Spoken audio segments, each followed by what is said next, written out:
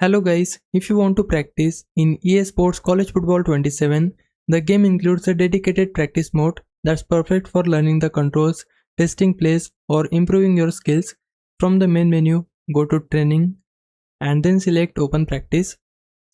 Next, choose the team you want to use. After that, select your practice type. You can choose from offense only, normal practice or kickoff practice depending on what you want to work on. Once you have made your selections, choose the difficulty level and start the practice session. From here, you can run as many plays as you want. It's a great way to practice passing, rushing and learn how different plays develop. You can also experiment with different passes, short throws, slants or any other play style you want to improve. If you want to change the play or adjust the practice settings, press the options button on PlayStation or the menu button on Xbox to pause the session. Then select new play or change the practice type to customize the drill.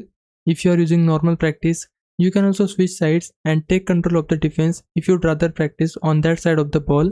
That's all there is to it. That's how you use practice mode in EA Sports College Football 27.